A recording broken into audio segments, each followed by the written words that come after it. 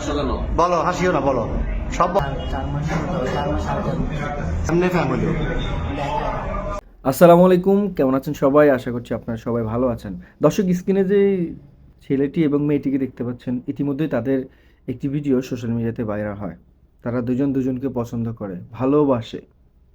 দেখাদেখি থেকে তাদের ভালো লাগা শুরু হয় এবং সেখান থেকে এক পর্যায়ে তাদের ডিসিশন, তারা চলে যাবে দুজনের সঙ্গে দুজন।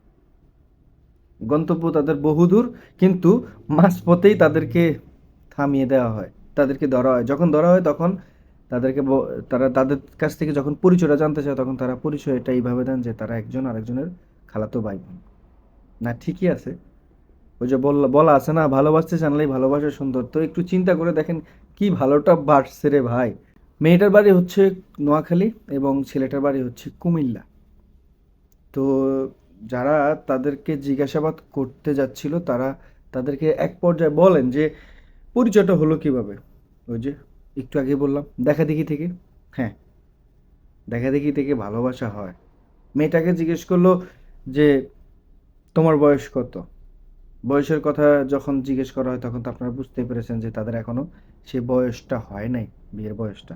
ছেলের কথা যদি আসেন, একই অবস্থা দুজনের। ছেলেটাকে জিজ্ঞেস করা হয় যে তুমি কি করো কিংবা কি কাজ করো, তুমি যে তাকে বিয়ে করবে বা তাকে নিয়ে থাকবে, খাওয়াবে কিভাবে। মাঝখান থেকে কিন্তু মেয়েটার একটা উত্তর ছিল যে কর্ম করে খাওয়াবে। ছেলেটার কাজ ছিল যে তিনি রঙের কাজ করতেন। যাক, একটা কর্ম তো আছেই তার। কিন্তু মেয়েটাকে যখন জিজ্ঞেস করা হয় যে তোমার এই ডিসিশন কেন, তার ফ্যামিলি মেম্বার জানতো কিনা। যদিও ছেলেটার ফ্যামিলি মেম্বার জানে না, কিন্তু মেয়েটার ফ্যামিলি মেম্বার কিন্তু জানে। এটা মেয়ে স্বীকার করেছে যে কিছুটা জানে। সন্তানদেরকে এই জন্য মানুষ করা হয়েছে যে তাদেরকে শাসন করা যাবে না। শাসন করতে গেলেই তাদেরকে বাড়ি ছাড়া হতে হয়। না, চিন্তা করে দেখেন, মেয়েটার কাছ থেকে যতটুকু জিজ্ঞাসাবাদ করে জানা যায়, সেটা হচ্ছে যে কিছুটা জানে তার ফ্যামিলি মেম্বাররা, মানে তার বিষয় যে তিনি যে একটা ছেলের সাথে কথা বলেন।